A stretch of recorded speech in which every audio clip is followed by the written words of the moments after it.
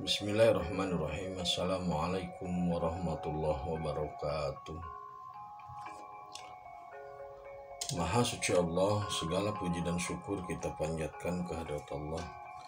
Semoga kita selalu dalam bimbingan rahmat dan ridho Allah subhanahu wa ta'ala. Subhanallah walhamdulillah, astagfirullah wa Allahu akbar. Kembali saya dari tim Raja Wali Nusantara.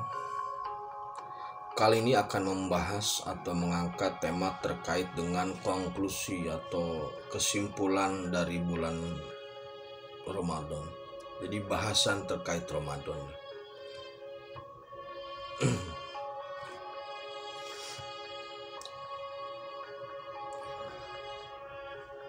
Bulan Ramadan ini memang menjadi bulan yang spesial lah, menarik untuk dibahas. Bahkan di beberapa tempat Ramadan kemudian menjadi kultus atau dikultuskan sehingga sangat berasa dan luar biasa. Namun ada beberapa hal yang membuat kita harus tepat dalam menyikapi bulan ini. Jangan sampai berpikir bahwasanya kemuliaan itu hanya ada pada bulan Ramadan. Sedangkan Ramadan itu hanya satu bulan, yang 11 bagaimana, kan begitu.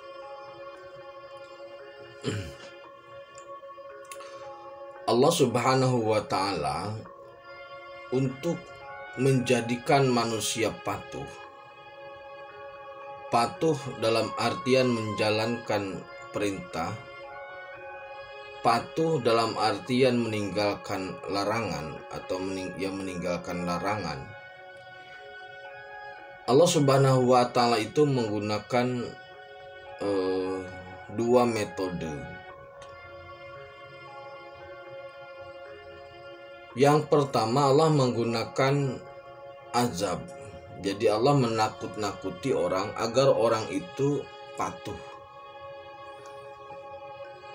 Dari situ kemudian ada yang patuh dalam menjalankan perintah, ada yang patuh meninggalkan larangan, tapi juga ada yang berpikir bahwasanya tidak mungkin Allah marah atau mengazab, karena Allah itu memiliki sifat Rahman dan Rahim.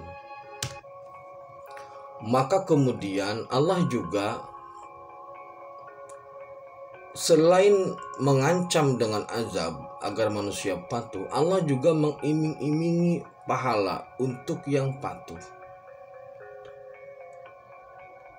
Artinya begini, selain Allah mengancam dengan ancaman berupa neraka atau berupa siksaan, Allah juga mengiming-imingi pahala bagi orang yang patuh dalam menjalankan perintah ataupun patuh dalam meninggalkan larangan.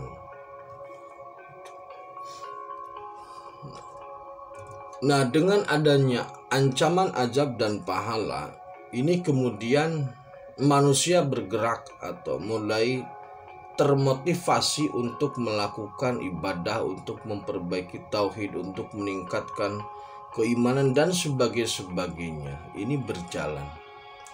Tetapi kemudian ternyata karena powernya itu adalah senderannya itu senderan pada hasil gitu. Maksudnya ketika kepatuhan itu tidaklah kepatuhan yang murni, maka powernya tidak begitu besar gitu loh. Jadi ketika seseorang melakukan ibadah atau meninggalkan hal perbuatan jahat atau dosa, bukan karena Allah, tetapi karena memang takut dengan neraka atau menginginkan surga, maka powernya itu lemah. Itu sama seperti anak-anak kecil yang disuruh kemudian dikasih permen, kayak begitulah kurang lebih. Jadi power orang yang melakukan perintah dan meninggalkan larangan itu sangat kecil, atau bahkan sebenarnya Tidak ada dulu. Karena ibadahnya itu disandarkan pada pahala ataupun pada azab.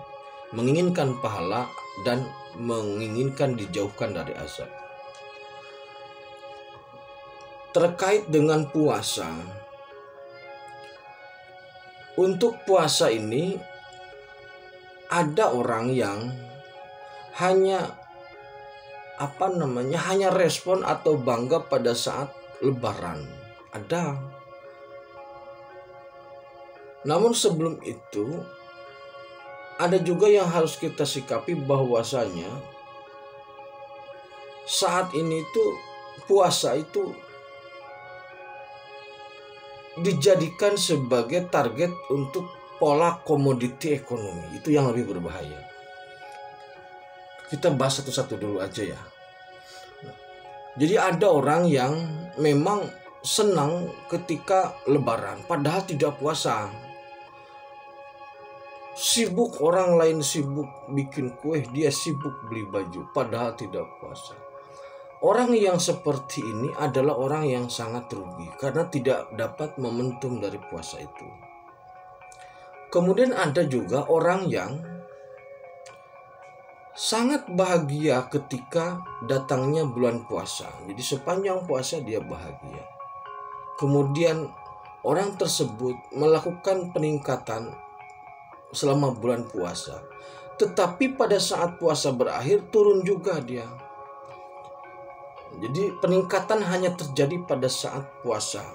Setelah bulan puasa selesai, maka kemudian ibadahnya, perilakunya kembali seperti sebelum puasa. Ada juga yang seperti itu. Nah, orang yang seperti itu kategorinya sedang atau mending lah. Itu kategorinya mending.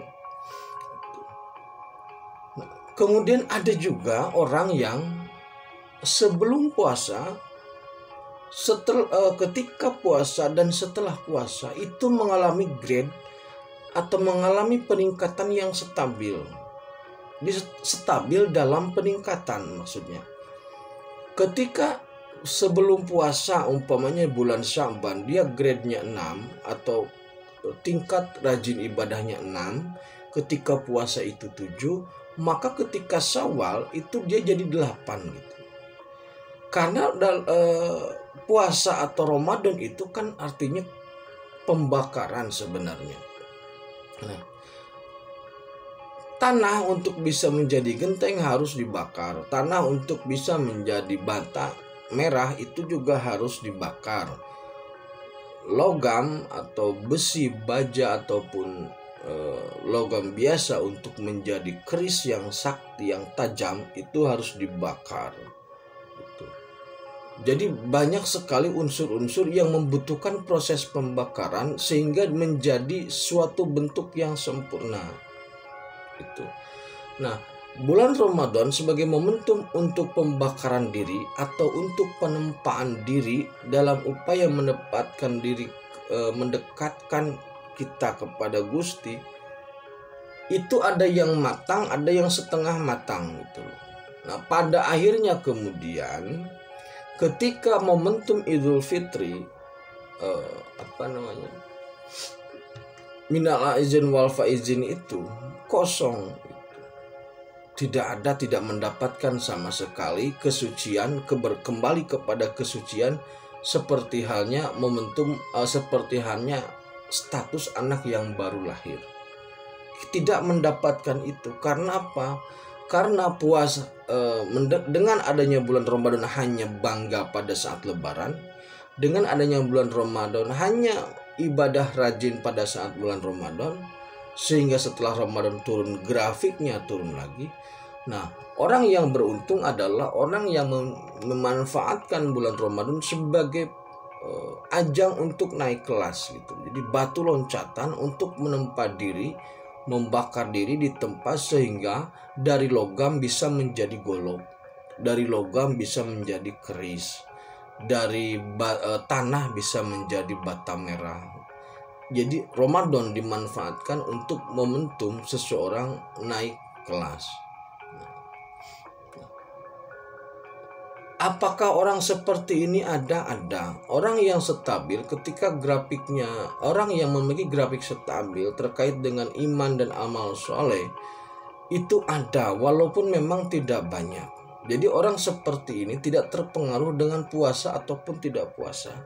Momentum puasa itu lebih meningkatkan, tetapi bukan pengkultusan, maksudnya bukan pengkultusan terhadap bulannya.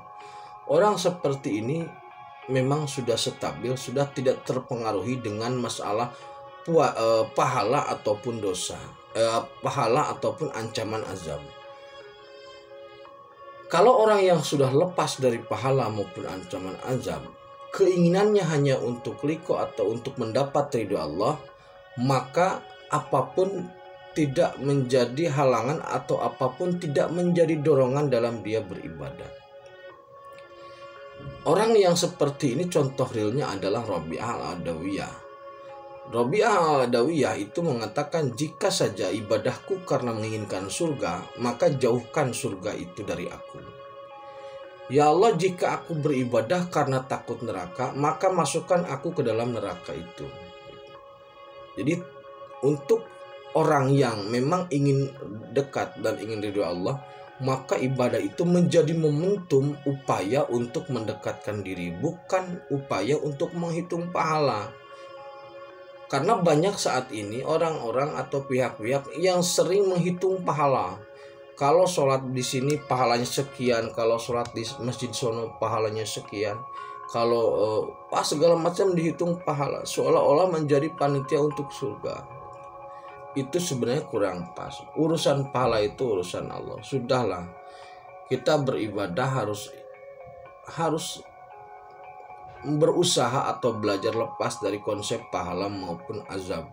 Kita beribadah murni untuk mendapatkan ridho Allah Subhanahu wa ta'ala. Demikian terkait konklusi Ramadan.